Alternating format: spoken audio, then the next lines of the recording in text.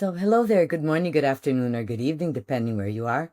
I'm Anna, and we're going to work together today with CELPIP writing. We're going to deal with task 1 today. So, let's get started. First, let's talk about the timing. You have 27 minutes to do this task. There's a prompt with 3 bullet points. It's a semi-formal email to complain, request, apply for a job, report an issue. So, it's very everyday language and everyday emails that you probably send. Then you have to write between 150 words and 200 words. You will use vocabulary that is appropriate, structures that are appropriate. You have to cover the 3 bullet points. So let's see. In order for you to develop this task, you have to be aware of coherence and meaning, lexical range, that means vocabulary, readability and comprehensibility, that means is it understandable, and task fulfillment. Did you cover all of the bullet points? So let's break this down a little bit. You will be scored up to 12. So in content, is your message clear? Is it organized? Do you present ideas that are at least reasonable? They don't have to be groundbreaking, but at least reasonable, right? And examples as well. They can be fake, but they have to be reasonable, okay? So you don't have to come with groundbreaking ideas because it's not an IQ test, it's a language test. And what does that mean? A language test means that you have to showcase your language. You have to show off what you know. And how do you do that? Well, different structures, different verb tenses, advanced vocabulary, different sentence structures, compound, complex sentences. That's how you're going to get your scores, and not with brilliant ideas. If sometimes a very groundbreaking idea, but that's not well developed, and that you don't use variety, you will not get good scores. However, sometimes an obvious idea that is well developed with different sentence structures and different verb tenses, you will ace your writing for sure. So the next one is vocabulary, as I meant. So exactly what is advanced vocabulary? It's not those weird words, plethora and things like that. No, it's advanced in the sense, for example, instead of saying all around the world, you're going to say worldwide, a compound word. Instead of saying not relevant, you're going to say irrelevant, a word with a prefix. This is what advanced vocabulary means, okay? So I highly encourage you to study prefix and suffix. It's very helpful. And compound words for sure. And definitely collocations and some idiomatic expressions. Just be careful not to be too informal. And phrasal verbs. Okay, let's review that. So it's like words with prefix and suffix, compound words, collocations, idiomatic expressions, and phrasal verbs. Okay, readability. The way that you format, that you organize your paragraph, the grammar that you use, and the transition, the way you move from one sentence to the next. Remember, pronouns are crucial. So when it's not only those connectors, however, furthermore, definitely that is important, but remember, pronouns are also connectors and they flow. One sentence will be, you will connect one to the other using pronouns many times. And task fulfillment. Did you cover all of the bullet points? Did you answer the question or questions that were asked? And within the word count. Okay, so I think now we're ready to move forward, right? Here we go. So we're going to read information is provided and then the task is provided. So you recently came across an online advertisement seeking a pianist to perform on Friday and Saturday evenings at a local restaurant. The job will pay minimum wage as well as tips. Okay, now you're going to write an email to the restaurant manager using 150 to 200 words. Your email should do the following things. This is what you have to cover. Explain why you're interested in the position. Describe your musical abilities and experience. And request additional information about the position. Now, many times, I don't know about you, but my musical skills are very poor. I would have to really be creative here. So you have to be prepared to be creative. So before we write, we always have to do some kind of like brainstorming and a quick plan. Now, the best way for you to make a plan and come up with ideas is by asking yourself questions. So let's see. Why would you be interested in the position? What could you say for this? So we could say many things, right? The time schedule is good because it's only on weekends. So which means that if you're a student, you can still, take your classes, attend your classes. So there are many reasons that you can be interested in the position, right? You want some professional experience. The next one, you're going to describe your musical abilities and experience. So even if you don't have, you're going to have to make up something. So you're going to have to come up with something. Oh, I attended, 5 years of musical classes at a conservatory and things like that. So you have to come up with something so that you can apply for the job. And then you're going to request additional information about the position. And then, of course, we already know the salary, so nothing about the salary, but you can ask maybe, let's see, the schedule, because it says only Saturday evenings. So what time Friday and Saturday evenings, what time do you begin? Until what time would you work, right? And even other ideas. When you're making the plan, don't worry about spelling, don't worry about grammar. It's ideas. You need to generate ideas. The reason that planning is so important is once you have your plan in your hands, when you start writing, you can focus on structure, vocabulary. You don't have to keep thinking and imagining your ideas. So it really makes writing much more efficient.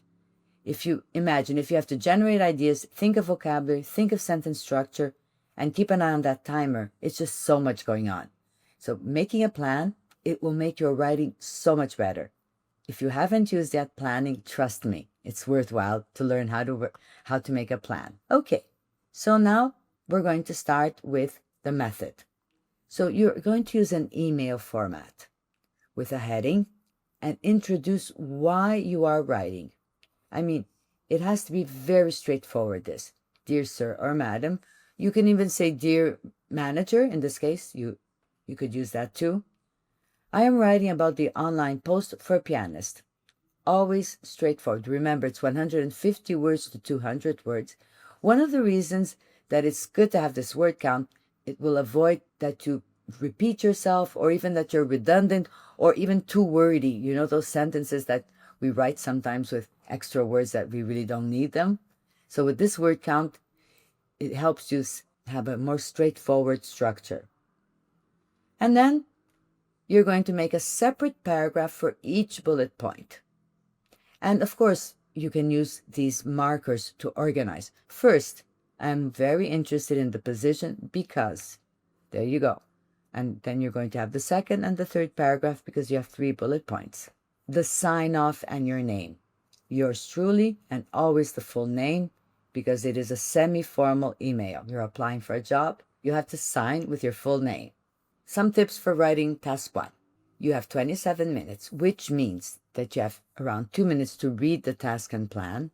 You're going to write during 23 minutes and check for 2 minutes. Now, proofreading, a lot of research has been developed and continues. And if you proofread per paragraph, for many students, the results are better because you have a smaller piece of information to focus on, which means you don't have that overwhelming feeling of the big writing all at once. So you should check which is better for you. Is it to proofread per paragraph or at the end? Because less mistakes means a higher score. So you have to see which strategy you find more mistakes and you reduce your mistakes. Use the email format with a formal tone, and then you're going to respond to each bullet point in a separate paragraph. You're going to give specific details or examples using transitions. Now, let's look at a model email, starting with the introductory paragraph. The introductory paragraph is that very important paragraph. It sets the tone. It explains why you're writing. So, I am writing in response to the advertisement you posted on the internet for a part-time musician at your restaurant. There you go. Very straightforward, where you found the information and what for. Then, the first bullet point, why are you interested? So you can put the purpose sentence the purpose sentence means why are you writing with the first bullet point, or you can separate it. Okay, you can have a first sentence only explaining why you're writing, and then have the paragraph, or put it together. I'm very interested in this position for two main reasons. First, I am a full-time student, so the hours are ideal for my situation. Second, as my ambition is to attend UBC School of Music next year, I would like to accumulate as much experience in performing as possible.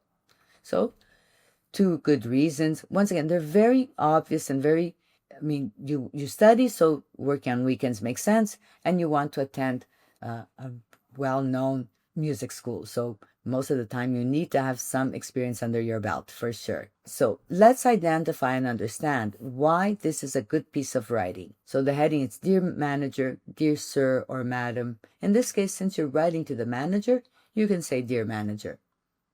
In the yellow, explain why you are writing in response to the advertisement.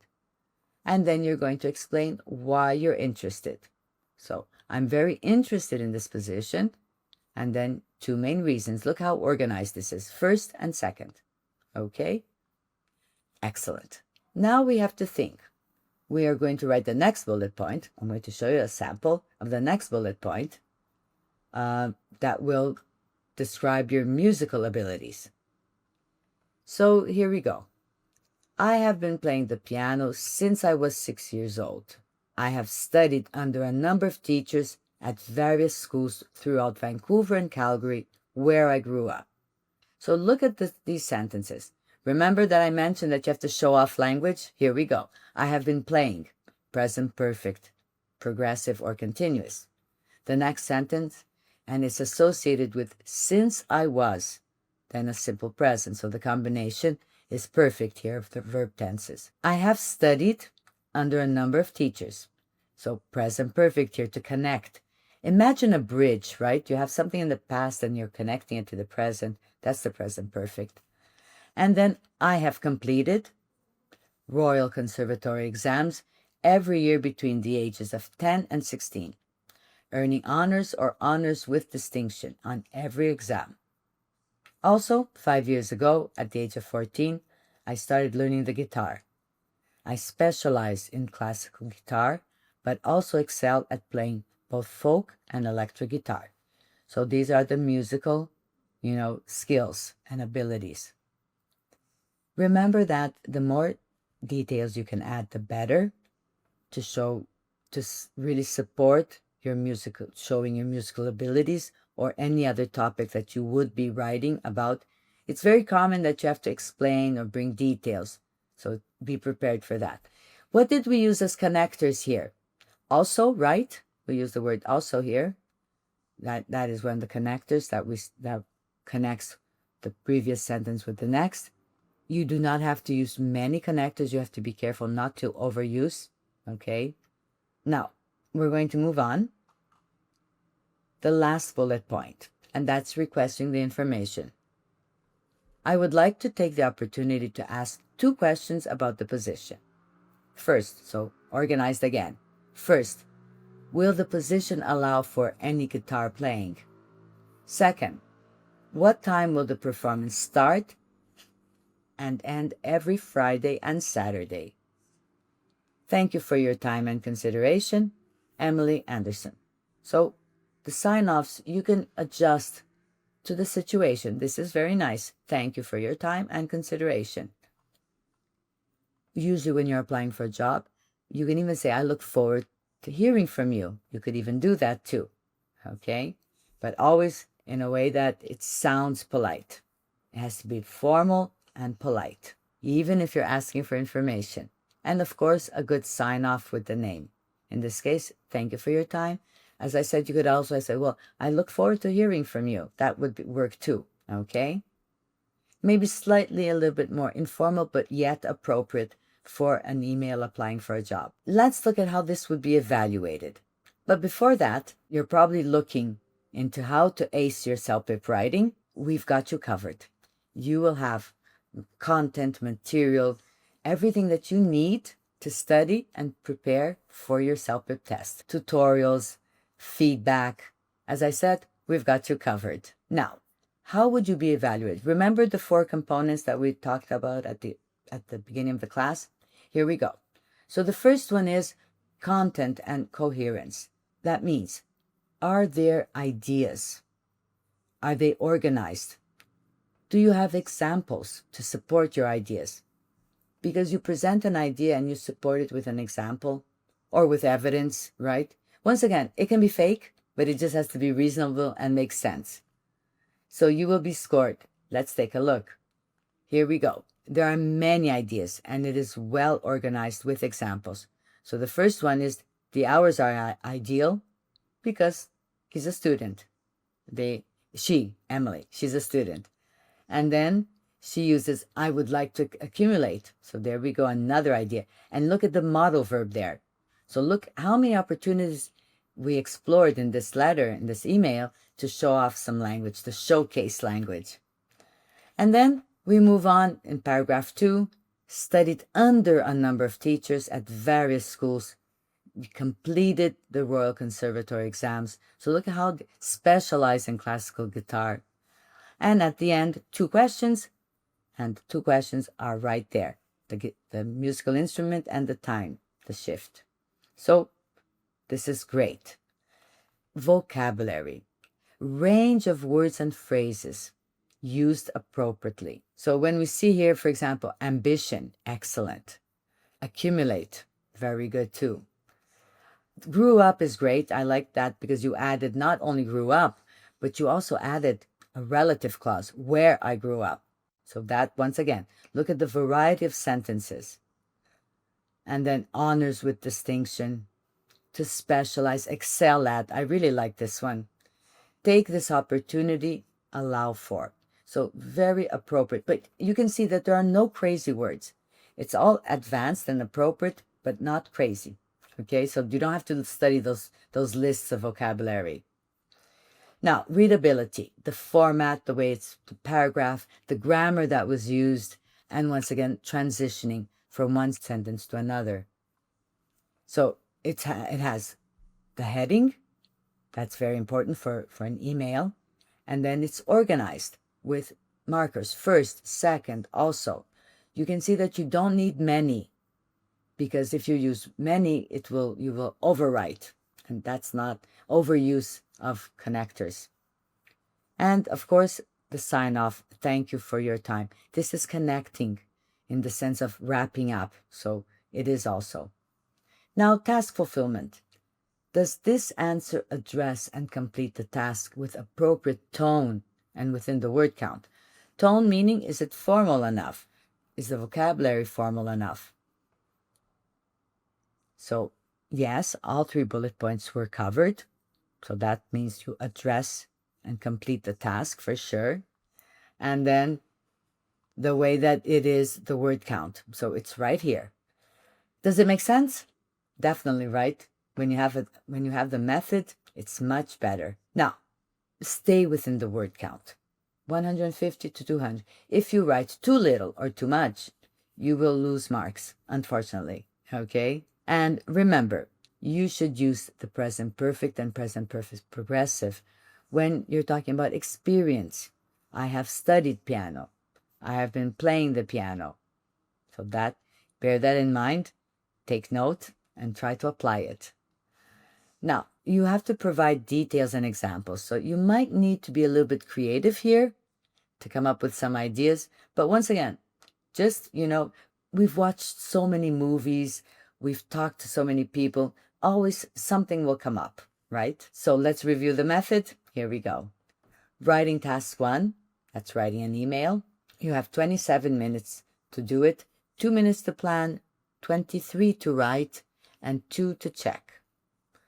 Okay, and then you have use the email format and formal tone. Definitely, you have to have the email heading, paragraphs, and sign off. Cover each bullet point in a separate paragraph and provide details and examples using transitions. So this is the method, and it's very helpful because you have kind of like a path to take. I hope the class was helpful and showed you how you can tackle and develop task 1 accurately and efficiently, because then you will get better scores and you will do it within the time, I'm sure. So once again, at E2, we've got you covered. Once you join us, you will have material, content, live classes as well, tutorials, and a lot of feedback, and of course, the support you need to pass your test. Thank you so much for joining me. Take care for now. Bye-bye.